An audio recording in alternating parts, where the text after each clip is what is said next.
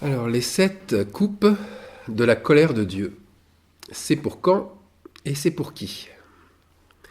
Dimanche soir, 4 février, j'étais dans mon lit, j'étais en train de regarder une vidéo de divertissement, quand mes pensées se sont éloignées, et à tel point que j'ai réalisé subitement la profondeur de cette question. Pourquoi le péché se répand-il de plus en plus? Et pire, pourquoi l'iniquité s'accroît-elle, se multiplie-t-elle? Y a-t-il comme ça d'un coup, à une époque, à un moment, plus de démons ou plus de satanistes?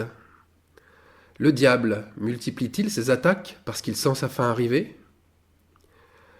Alors, connaissant la réponse par révélation, je me suis dit que j'allais trouver la confirmation dans le dernier livre de la Bible, c'est-à-dire dans l'Apocalypse de Jean. Je l'ouvris alors au hasard et je tombais d'un coup sur le chapitre 16. À peine l'ai-je parcouru en lecture parallèle, je le pressentais. La confirmation se trouvait là, sous mes yeux, dans les 7 coupes de la colère de Dieu. Alors qu'avais-je reçu comme révélation auparavant? Eh bien qu'un rebelle, c'est-à-dire un inconverti, bref, un impur, si on reprend le terme hébreu de l'Ancien Testament, un impur n'hérite pas du royaume de Dieu et donc meurt sans vie éternelle. Mais sorti de l'enfer, il ressuscite pour venir sur terre, se réincarner dans un autre corps et vivre pour avoir une nouvelle chance de se repentir et de connaître le royaume des cieux. Mais j'ai compris aussi par révélation que le mal qui est en lui sans repentance va de la même façon s'accroître et se multiplier. Ce qui fait que la désobéissance du départ se transformera en action, mais en action diabolique, allant jusqu'au crime, jusqu'à l'association de malfaiteurs, passant aussi par le combat et la mort, physique comme spirituelle, des vrais prophètes de Dieu, et par le complot, organisé pour se servir du mal sous toutes ses formes. Devenu insatiable, le but sera d'atteindre toutes ses passions et ses désirs les plus fous. L'homme impie, alors, est cette stature parfaite, c'est cette stature diabolique atteinte par la répétition de l'endurcissement.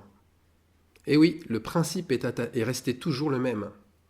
L'homme attaché au mal s'endurcit de plus en plus au fur et à mesure que les plaies, les malheurs arrivent sur lui. Plutôt que de briser et de contrir son cœur, le malheur, au contraire, l'endurcit.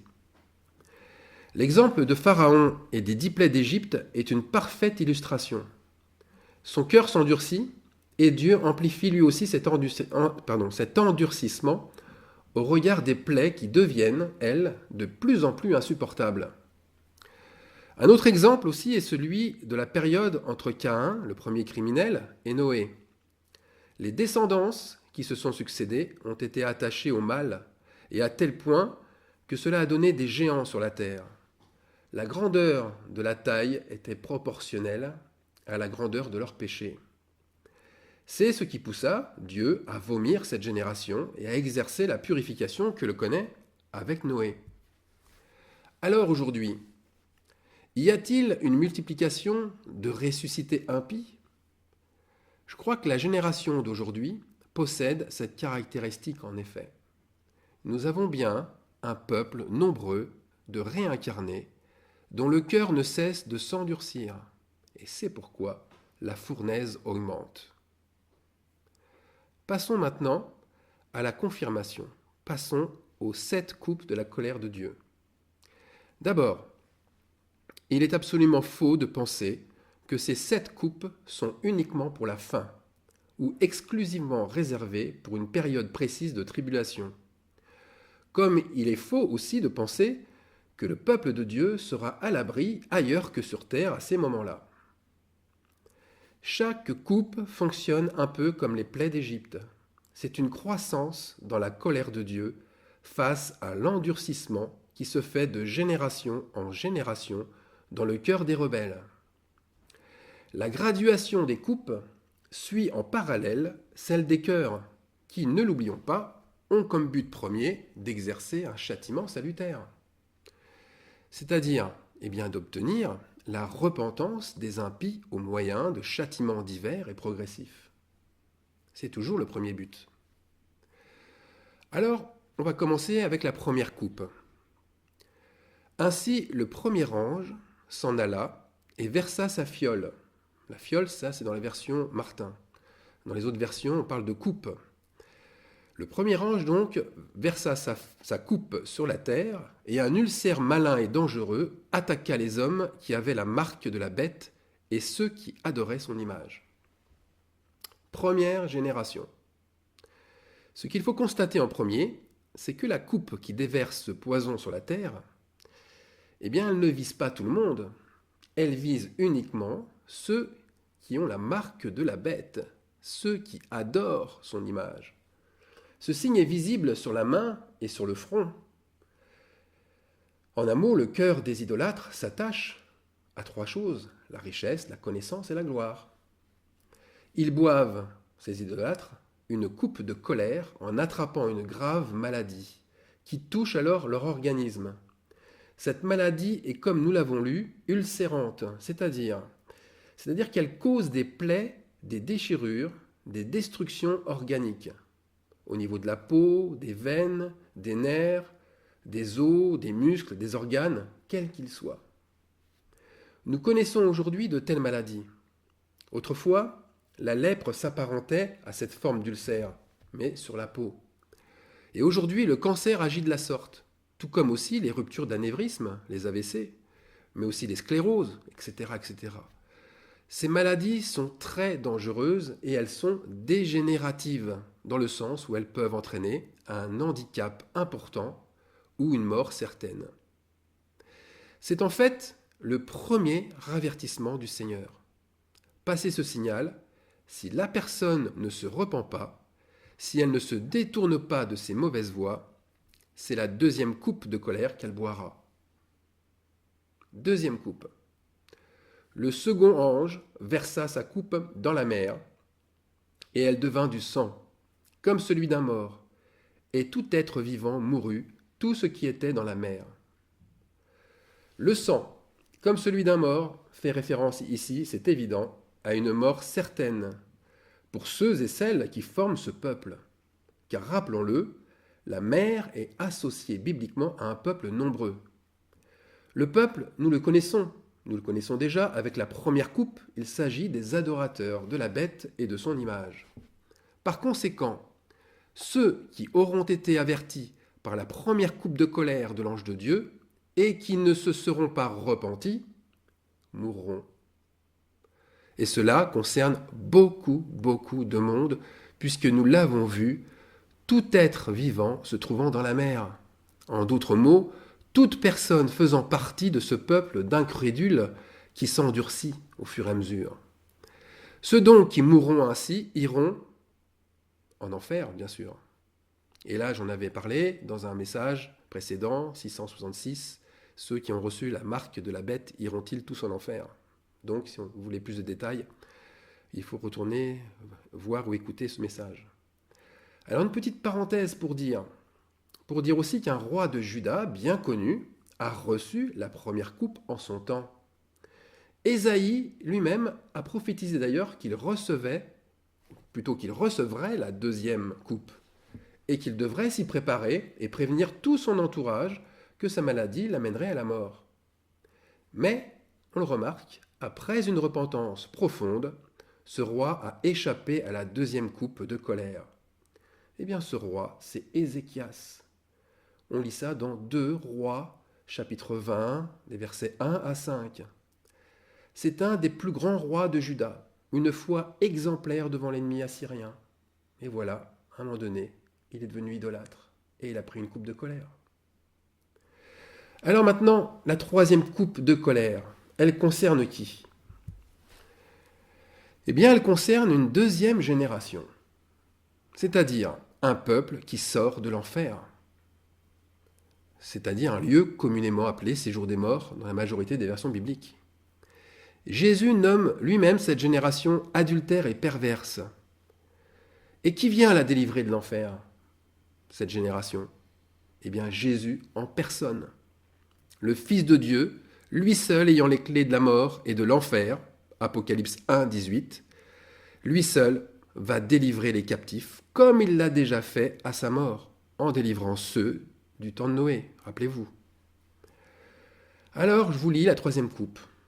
Le troisième ange versa sa coupe dans les fleuves et dans les sources d'eau, et ils devinrent du sang.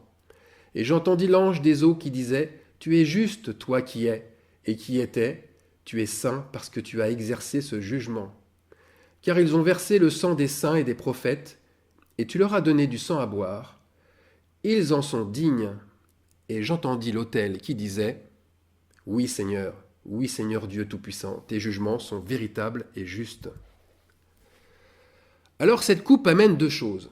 Nous venons de le lire ensemble. Une justice et une sainteté. Tu es juste, toi qui es et qui étais. Tu es saint parce que tu as exercé ce jugement.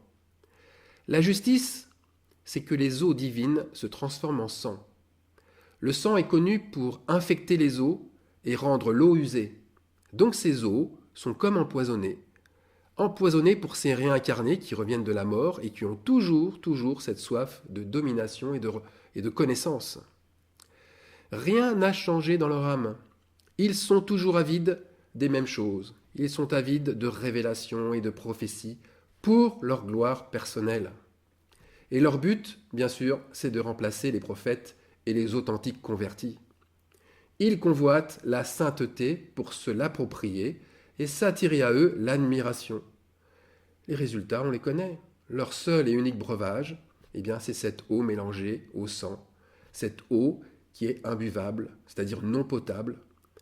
Car premièrement, eh bien, elle est mélangée à de fausses révélations. Et deuxièmement, cette eau, elle révèle aussi que les vrais prophètes ont été mis à mort dans leur assemblée. C'est ça le sang qui coule dans cette eau. Voilà le jugement de cette troisième coupe qui tombe sur tout peuple et sur toute nation, quel que soit d'ailleurs le temps. C'est de tout temps, c'est pour toute époque que cette coupe est valable. C'est le Dieu de justice qui est et qui était. Il n'est pas seulement, il l'était. Alors il y a une petite parenthèse à faire toutefois. Je ne sais pas si vous avez remarqué que ce trait de caractère qui est décrit par la troisième coupe, eh bien, elle nous permet d'identifier un certain groupe de personnes. Lequel ?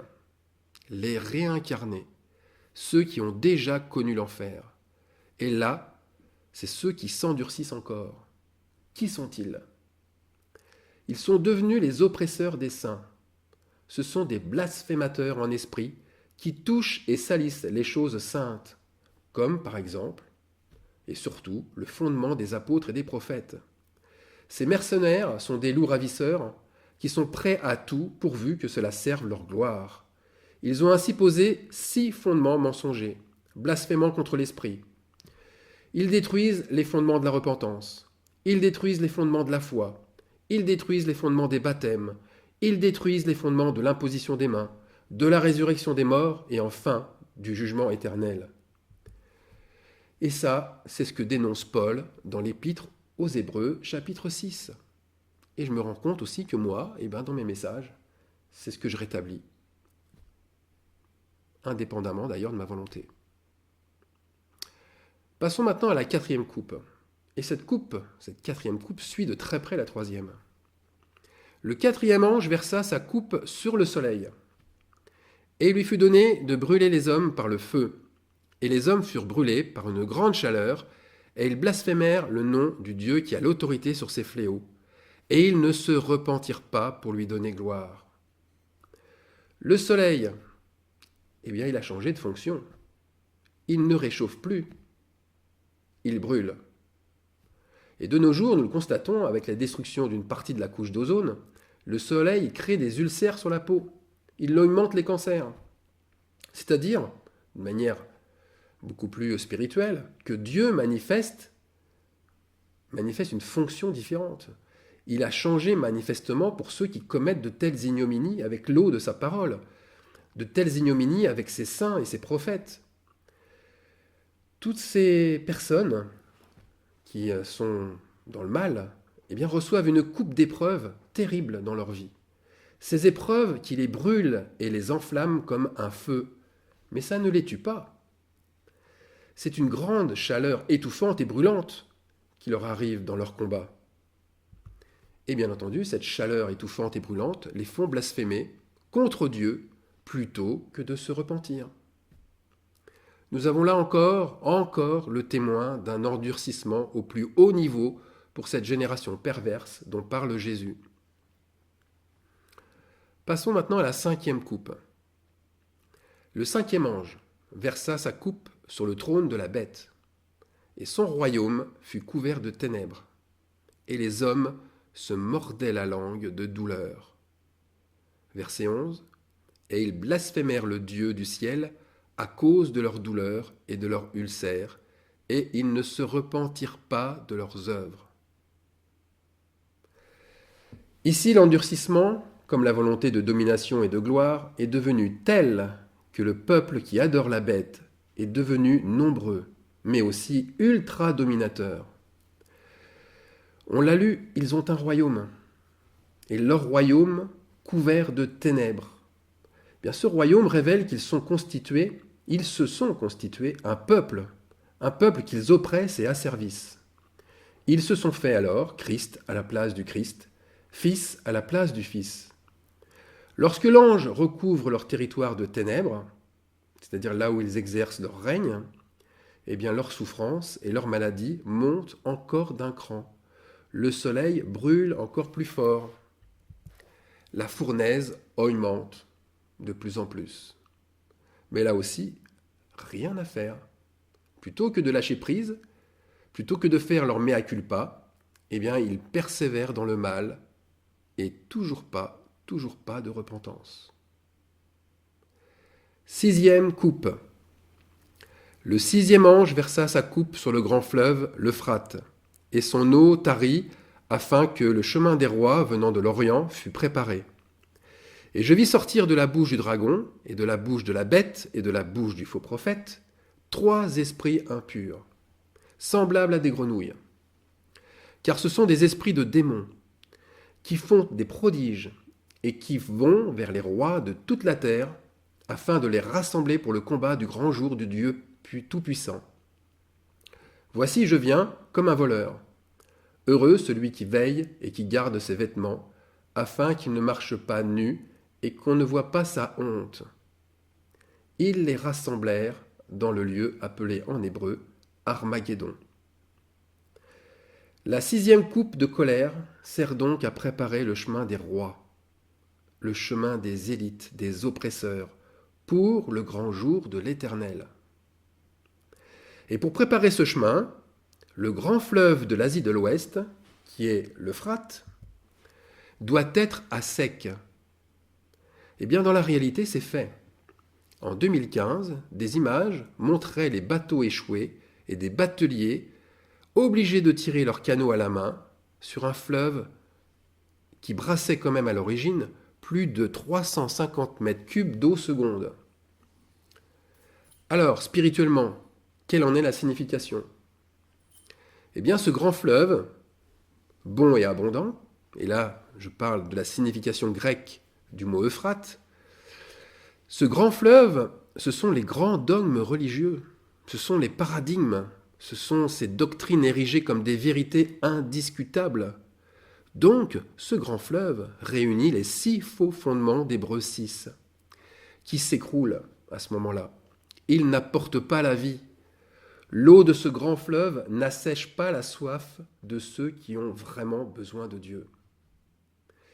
Derrière ces dogmes, il y a des rois, il y a des révérends, des pasteurs, des prophètes, des enseignants.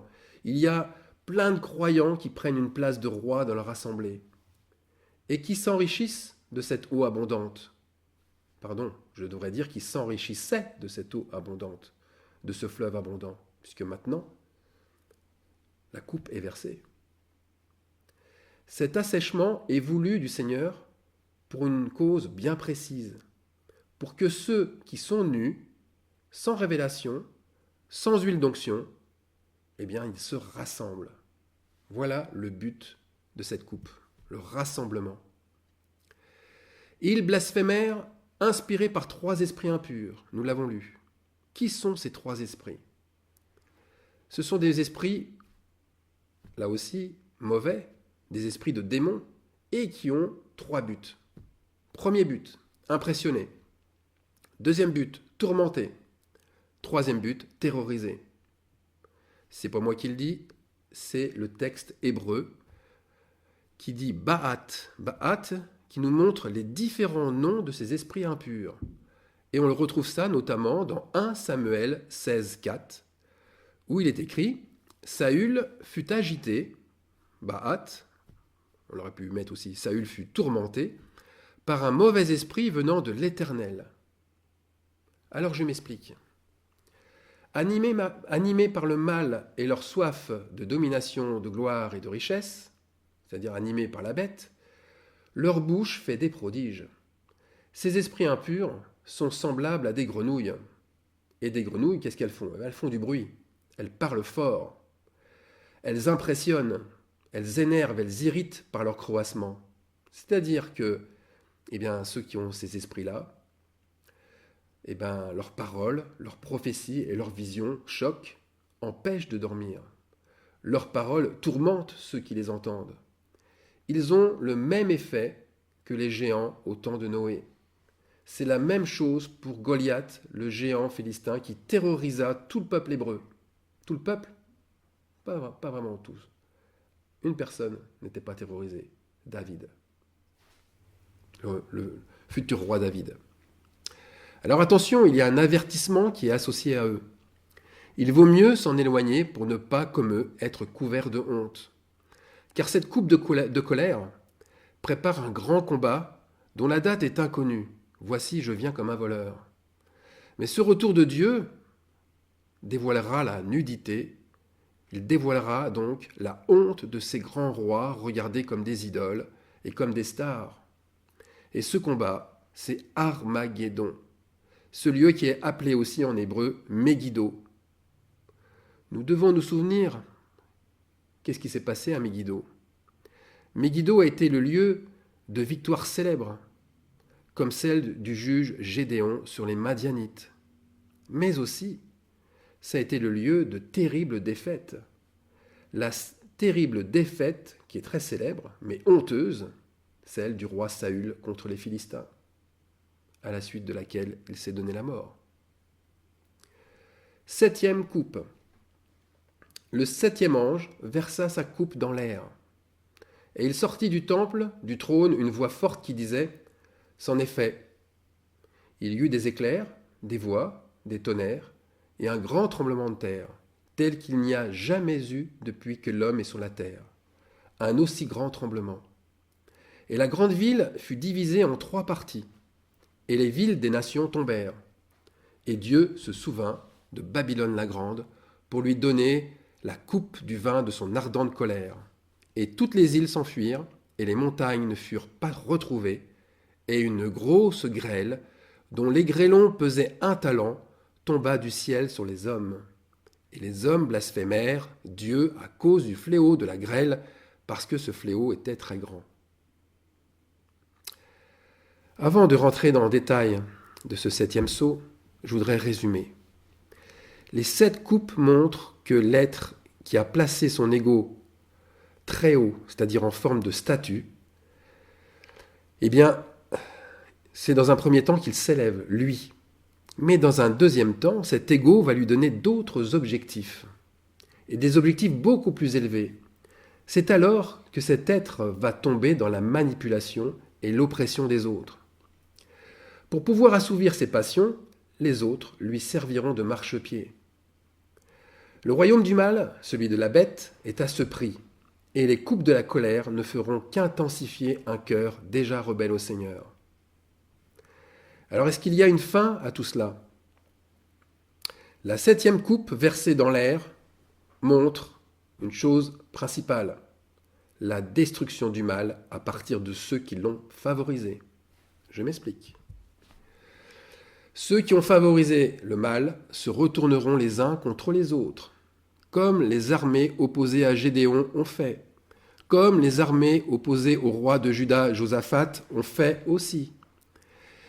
Cette grande vallée de Josaphat prédit celle d'Armageddon, où tous les ennemis s'entretueront. Les voix, les éclairs, les tonnerres, le tremblement de terre, ce sont ceux déjà annoncés par l'ange qui déverse le feu de l'autel sur la terre. Cet ange annonçait tout cela dans Apocalypse chapitre 8 verset 5. C'est lui qui sonne de la trompette après l'ouverture du 7e sceau, qui je le rappelle est ouvert. C'est bien sûr la chute de Babylone qui est annoncée ici, de tout ce système d'hypocrites, d'oppresseurs et d'opprimés. Mais en montrant que ce fléau sera comme celui d'un grand tremblement de terre, tel qu'il n'y avait jamais eu depuis que l'homme est sur terre. Pourquoi ? Parce que ce séisme fait tomber ensemble, quasiment en même temps, tous les oppresseurs. La vision de Daniel, cette statue de fer au pied d'argile, s'effondre totalement. La division, elle est à l'intérieur. Elle est déjà à l'intérieur de leur caractère. Quand ils boiront la coupe de l'ardente colère de Dieu, ils verront leurs esclaves devenir leurs oppresseurs et leurs bourreaux. Qui ? Eh bien, eux qui représentent les montagnes. Ils disparaîtront. Les îles qui leur fournissaient tant de commerce et d'argent s'enfuiront. Et de leur propre bouche sortiront les paroles qui les discréditeront comme une grosse grêle. Ce fléau, qui bien sûr, basé sur la dénonciation, la rumeur, la délation, enfin, toutes les pires choses que l'homme peut faire, eh bien, ça sera justement le pire pour eux, car ce sera celui qui les écrasera à jamais. Et ce fléau montrera que ce qu'ils disent, que leur vérité, n'est que blasphème, et cela n'est que mensonge, en fin de compte. Ce qu'il faut remarquer dans ces coupes, c'est d'abord que la deuxième coupe, la mort, elle n'est pas apportée par le 7e ange, comme on devrait s'attendre à le voir. On devrait terminer les coupes par la mort. Non. Nous savons aujourd'hui pourquoi. Parce qu'il y a plus qu'une vie après la mort, mais il y a un jugement après la mort. Hébreux 9, 27. Un jugement qui précède la seconde mort. Apocalypse 20, chapitre 6. Nous voyons aussi l'acheminement des coupes qui aboutissent au jugement. Et ce jugement, c'est la chute de la femme prostituée babylonienne, cette grande prostituée tyrannique, adultère, qui a bu le sang des prophètes et des saints et qui est assise sur les grandes eaux. Les grandes eaux, qu'est-ce que ça signifie ? C'est les eaux qui ne peuvent couler. Elle est assise sur des eaux, donc elle les empêche de couler. C'est la repentance qui est empêchée ici. Donc les coupes, et en particulier la 7e, annoncent un temps glorieux de délivrance, un temps de grandes eaux à venir. Alors, les 7 coupes, les 7 sceaux, les 7 trompettes, est-ce qu'il y a une corrélation, est-ce qu'il y a une chronologie entre eux ? Eh bien, je dirais que nous ne devons pas chercher à les relier ou chercher à y voir une relation. C'est le Saint-Esprit seul qui devrait guider nos pensées, pas une volonté humaine de chercher la vérité dans un raisonnement quelconque. La 7e coupe, c'est vrai, elle s'apparente de manière très significative au 6e sceau. Le 6e sceau qui marque justement le grand jour de la colère divine, où toutes les montagnes et les îles furent remuées de leur place. Et où, bien sûr, là je reprends le passage sur le 6e sceau, et où les rois de la terre, les grands, les chefs militaires, les riches, les puissants, tous les esclaves et les hommes libres se cachèrent dans les cavernes et dans les rochers des montagnes. Et ils disaient aux montagnes et aux rochers, « Tombez sur nous et cachez-nous devant la face de ce qui est assis sur le trône et devant la colère de l'agneau. » Devant la colère de l'agneau. Ce jour glorieux est-il proche ? Je répondrai brièvement par une autre question. N'y a-t-il pas des scandales ? N'y a-t-il pas un flot incessant de dénonciations en masse en ce moment ? La boue du péché n'est-elle pas remuée ? Les élites, les stars ne sont-ils pas traînés dans leur boue ? Alors on va passer par une dernière chose pour clôturer cette 7e coupe. On va lire Apocalypse 16, 19. On va reprendre ce que je disais tout à l'heure. Et la grande ville fut divisée en 3 parties. Cette coupe amène tous les peuples, je dis bien tous les peuples, à recevoir leur héritage. Quel héritage ? Il est fait référence ici à l'héritage de la grande ville. La grande ville, c'est la Nouvelle Jérusalem. Rappelez-vous mon message sur 666, ceux qui ont reçu la marque de la bête vont-ils tous être coupés d'héritage? Eh bien, il y a 3 héritages. Un héritage écrit dans le livre de Judas, un autre écrit dans le livre d'Israël, et enfin un dernier écrit dans le livre des nations, ou le livre des païens. La 7e coupe identifie donc par quelle porte vous franchirez la cité sainte. Les portes du jugement sont pour ceux qui auront persévéré dans l'incrédulité, qui auront persévéré dans le mal, dans les faux fondements, dans les 6 faux fondements. Ils seront coupés d'héritage, ils seront coupés de leur lien généalogique. Les autres, à l'inverse, hériteront la promesse, en franchissant les portes de la bénédiction. Que notre Seigneur Jésus-Christ vous fortifie, lui. Que notre Seigneur Jésus-Christ vous conduise, lui et lui seul. Oui, parce que le 7e ange a versé lui aussi sa coupe dans l'air. Amen.